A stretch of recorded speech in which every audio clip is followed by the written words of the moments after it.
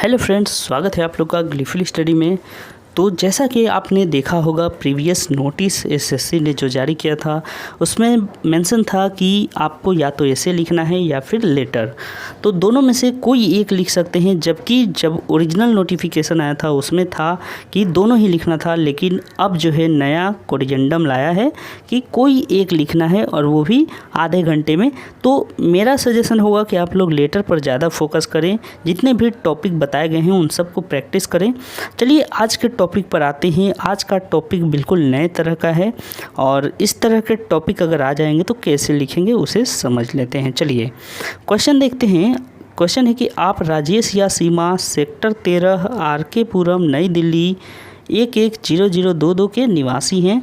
अपने मकान मालिक श्री शर्मा जो सेक्टर 15 कृष्ण कुंज सोसाइटी नई दिल्ली 112233 में रहते हैं को एक पत्र लिखें जिसमें उनसे आपका किराया कम करने का अनुरोध किया गया हो। ठीक है, तो यानी कि मकान मालिक को ये पत्र लिखना है।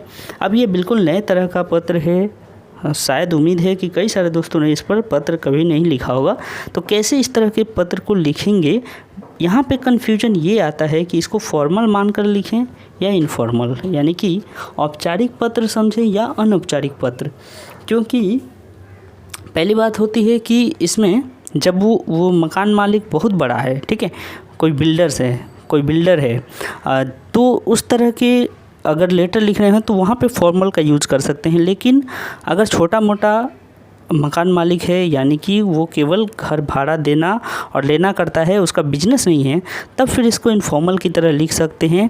कारण है कि आप उनके घर भाड़ा देने जाते भी होंगे, उनके घर किसी तरह की कोई अगर स्पेशल कोई ओकेज़न है, कोई किसी तरह का पूजा पाठ है, तो आप वहाँ पे पहुँचते होंगे उनके घर, तो एक रिलेशन जैसा उनके संग आपका संबंध होगा। इसीलिए इसको इनफॉर्मल लेटर की तरह लिखना चाहिए। ओके, तो चलिए कैसे लिखेंगे इस तरह के लेटर को देख लेते हैं। सबसे पहले तो आपको लिखना है यहाँ पर अपना पता सेक्टर 13 RK पुरम नई दिल्ली, उसके बाद 6 नवंबर 2022। ओके, यानी कि ये डेट वही होगा जिस दिन आपका एग्ज़ाम है। ओके, अच्छा, अब उसके बाद फिर आगे प्रिय श्री शर्मा जी, तो इनको तो पूजनीय लिख नहीं सकते, या फिर अगर छोटे भी होंगे तो शुभ आशीर्वाद तो लिख नहीं सकते, इसलिए बस प्रिय लिखकर छोड़ दीजिए। प्रिय श्री शर्मा जी, हमें आपका घर किराए पर लिए हुए काफ़ी समय हो गया है और हमने अब तक किराए का नियमित भुगतान भी किया है। मुझे लगता है कि आपको इस संबंध में कोई शिकायत नहीं है। मैं आपको यह पत्र अपने किराए वाले फ्लैट का किराया कम करने के लिए लिख रहा हूँ। ठीक है, तो यानी इंट्रोडक्शन पार्ट में हमने बताया कि हम तो आपके पुराने ग्राहक क्या आपके पुराने किराएदार हैं, और दूसरा बात बताया कारण कि किस लिए लिख रहे हैं। ठीक है, तो ये इंट्रोडक्शन में हमने बता दिया। अब यहाँ से आगे बढ़ें तो मेन बॉडी पार्ट में कारण बताएंगे कि किस कारण से हम कम करवाना चाहते हैं रेंट। कारण तो ऐसे आप हज़ारों बना सकते हैं। एक तो कारण सबसे बड़ा जो कारण बना सकते हैं कि कोरोना महामारी के कारण हमारा इनकम कम हो गया है, हमारी आय का जो स्रोत है वो कम हो चुका है, इसलिए भाड़ा कम कर दीजिए। दूसरा, आप स्वास्थ्य संबंधी कारण बता सकते हैं कि अभी मेरा स्वास्थ्य अच्छा नहीं चल रहा है, जिसके कारण मतलब लगातार महीने में जो है मेरे दवाइयों पर ही 5-10 हज़ार खर्चे हो जा रहे हैं, तो मेरे पास पैसे कम है, इसलिए कम कर दीजिए। तीसरा कारण जो है, चलिए अभी देख लेते हैं कि मेन बॉडी पार्ट में क्या लिखा हुआ है। ये तीसरा कारण हो सकता है, चलिए देखते हैं। उपरोक्त अनुरोध के लिए मैं कहना चाहता हूं कि जो स्थान मुझे उपलब्ध कराया गया है उसे ध्यान में रखते हुए किराया काफ़ी अधिक है। मैंने 2 साल पहले मौजूदा किराए पर घर भाड़े पर लिया था जब आवास की भारी कमी थी।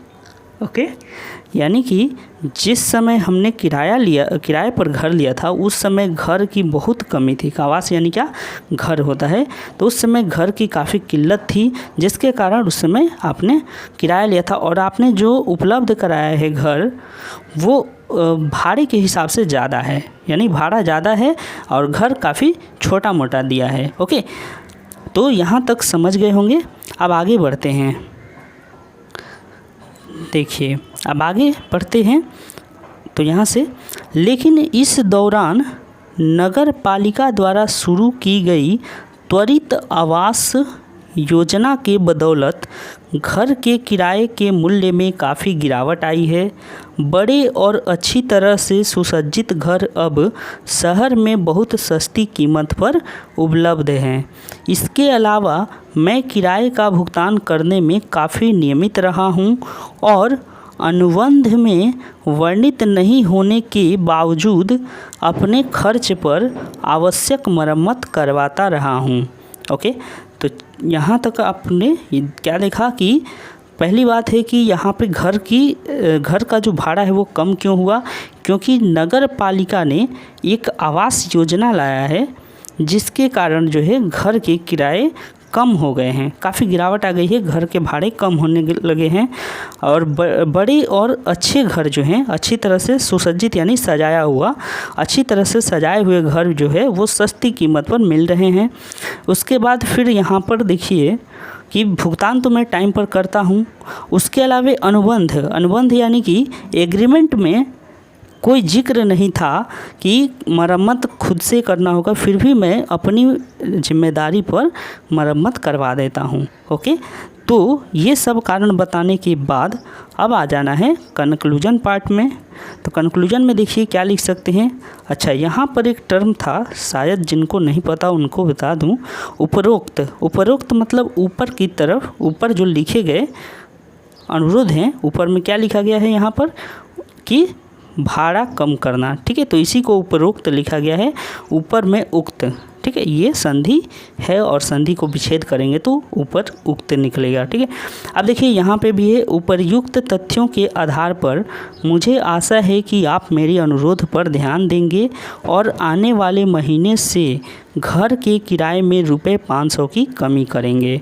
मैं आपकी ओर से सकारात्मक प्रतिक्रिया का प्रतीक्षा करूँगा। आपका विश्वासी राजेश। ओके, अब यहाँ पे कुछ लोगों के मन में ये डाउट आ सकता है कि जो 500 लिखा गया है क्या ये यूएफएम के तहत आएगा? नहीं, इस तरह के अगर आप कुछ रुपए लिख देते हैं या कुछ स्पेशल जानकारियाँ लिखते हैं तो वो यूएफएम के तहत नहीं आता है। ओके, जैसे कि अगर आप नोटबंदी पर आपको लिखने को देता तो क्या आप वहाँ पर 500 और 2000 के नोट, 500 और 1000 के नोट जो बंद हुए थे उनके बारे में वर्णन नहीं करेंगे?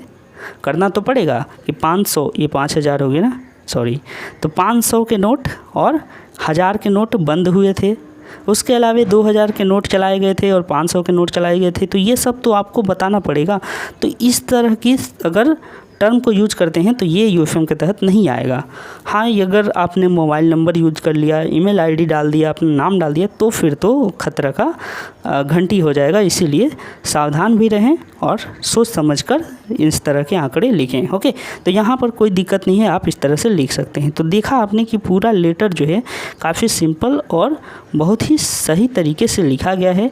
उम्मीद है कि आप इस पूरे लेटर से समझ पाए होंगे कि अब इस तरह के टॉपिक आएगा तो कैसे लिखेंगे। तो कैसा लगा आप लोग अपना फीडबैक ज़रूर बताइएगा। मिलेंगे अगले वीडियो में, तब तक के लिए अपना ख्याल रखें। धन्यवाद।